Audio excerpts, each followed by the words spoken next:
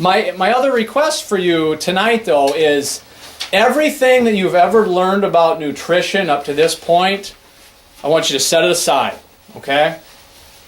The reason I'm asking you to do that is that what I'm going to teach you tonight is the latest, most up-to-date research on the science of nutrition. And some of it is going to be different from what you think you already know. And you can challenge me, certainly. I welcome it. You can challenge this stuff, go do your own research, look it up. But I ask you to put the stuff that you know already aside for the time being so that you can be accepting of this stuff and know that this is the latest and best research in the science of nutrition, okay? You're going to see what I'm talking about once we get started, because a lot of you are going to be like, what? I thought it was the opposite, right? Oh, I've been doing it wrong this whole time. So we'll get into that. So the first slide, food really does matter. Sometimes we overlook this because one more thing before I get going. I should have wrote down everything I wanted to cover before I get started. Questions, I love them, but I'm going to ask you to reserve your questions and your comments until the very end, because I don't want to keep everybody here until midnight talking about this stuff. It's great stuff, but nobody wants to be here that long. I'll field your questions at the end. I'll stay as late as you want to, but that'll at least give everybody else the opportunity where if they don't want to listen to your questions, they can leave. So, save your questions and comments till the end. Thank you. All right, so first slide. Food really does matter. We overlook this a lot of the time. We think, well, we eat. Why? Because I'm bored, or because, well, I have to just to keep my body going. I'd die if I didn't eat, right? Or maybe it tastes good. I do it for enjoyment or socialization. That's a huge thing we do in this country. We socialize and we eat. But what I want you to understand is that food really matters. When you put something into your mouth, it has the ability to either hurt you or harm you, send you towards health or send you towards disease and sickness. You need to think of food, it's just like the fuel in your car, okay? The better gasoline you put in your car, the better your engine will run, the longer it will last. Food is your fuel. That's what makes you run. It's what makes you go. Also, think of your fuel as the building materials, like the bricks and mortar to a building. Because food not only fuels your body, it builds your body. It makes up who you are. Your skin, your stomach, every single cell that's made, it comes from the food that you eat, mainly proteins. So think of a building. Would you rather have a building that's made of solid brick, or would you rather have one that's made of straw? Which one's going to last longer? Which one's going to hold up when the weather gets bad or times get tough, right? You are what you eat. So it not only fuels you, it makes up who you are. And this is why food is so extremely important. So, the SAD reality. And SAD stands for the Standard American Diet. And it's a funny acronym that it's SAD because the Standard American Diet really is sad, okay? So, the SAD reality. Let's go over a few statistics. Statistics, I think, sometimes are boring, so I'm not going to harp on them a lot. But a few of these are fairly outstanding, and it kind of helps you understand the current situation that our society is in, okay? So first of all, we're a big nation or country, all right? 65.4%, nearly 66% of us in America are overweight. 6 out of 10, okay? 6 out of 10 of us weigh more than what we should. 30% of us, 1 out of 3, are obese, which means not only are we overweight, we're significantly overweight, okay? That's a lot of us. That's a lot. Heart disease deaths in the United States, every 34 seconds in this country somebody dies of heart disease, which is a lifestyle-related disease, mainly a food-related disease, as is obesity. So I want you to get the idea when we talk about these different problems, they're all preventable, they're all related to how we're living our life. On the bottom, cancer deaths in the United States. 1,500 people die each day of cancer in this country. 3,400 are diagnosed each day. And again, cancer, you may not realize this, but it's true, cancer is mostly a preventable disease caused by lifestyle. We'll talk about this a lot more tonight, but the researchers say that 95% of cancer is all related to how we live our life. Not genetics, how we live our life. About 5% is genetics. So, the United States, you know, for those of you that have been to a few of my talks before, I've really harped on how bad our health care is in this country, how we're supposed to be the greatest country in the world, yet we rank 37th in healthiest nations when the World Health Organization does its studies. 37th, which means that Morocco, a third world country, is healthier than we are. Well, this says there is one thing we're really good at. We're at the top of this list. Obesity. United States, out of all these countries here listed, the United States has the highest obesity rate of all of them. Okay? That's not the list we want to be on the top of. Okay? Now, I want you to understand that this problem is growing.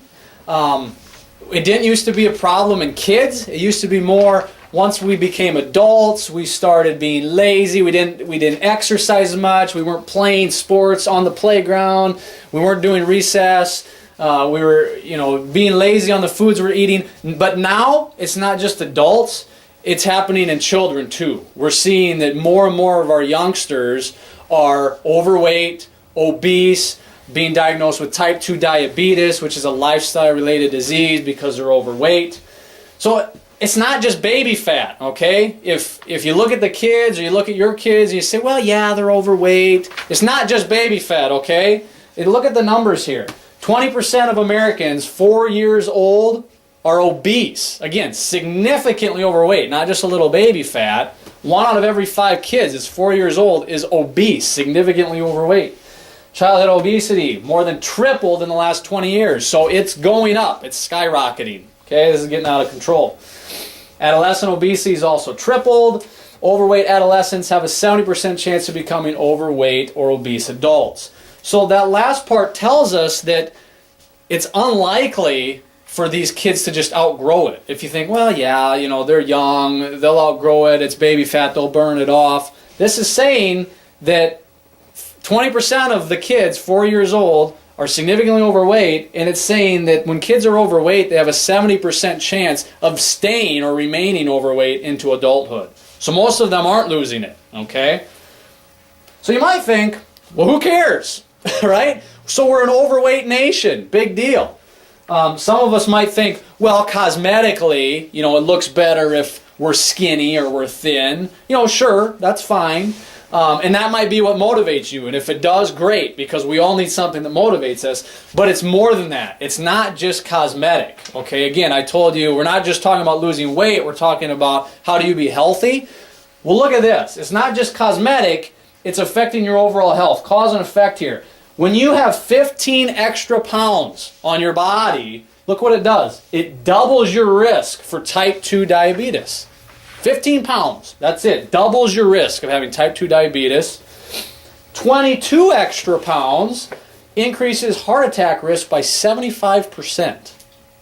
75% because you're 22 pounds overweight. If you're obese, again, significantly obese, and they do put some numbers on this. Usually it's like if you have 30% or more of your body fat, or if your body weight is body fat, that's considered obese. Or if you look at like BMI numbers, body mass index, if it's 30 or over, again, that's considered obese. But just for our terms tonight, we're talking obese means significantly overweight, okay? Look at what that does. It doubles your risk of heart failure. So when you're that large, you have twice the likelihood that your heart's going to give out. And it triples your risk of breast cancer if you're a woman.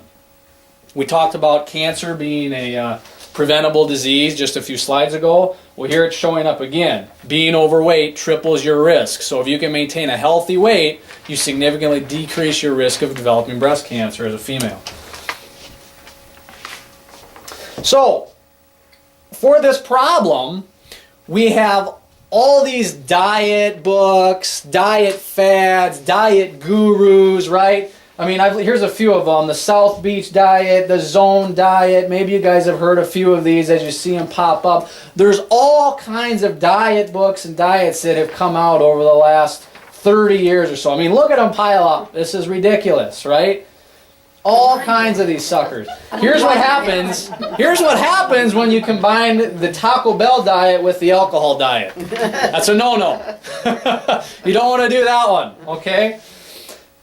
I want you to understand that all of these diet books and diet fads, although some of them might work for short-term weight reduction, I'm not saying that some of them don't, where they all fall short is in a few different areas.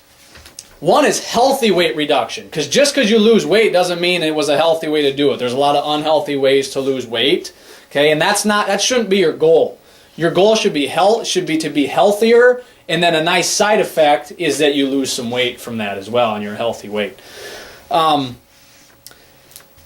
The other is, are they sustainable? Because a lot of these, you'll have a short-term weight loss, you'll lose 15, 20, 30, 40, 50 pounds, whatever it is, but then you weren't able to sustain it and you have the rebound weight, right? People that go on diets have this happen all the time. They lose weight and then they rebound, and they lose weight and they rebound.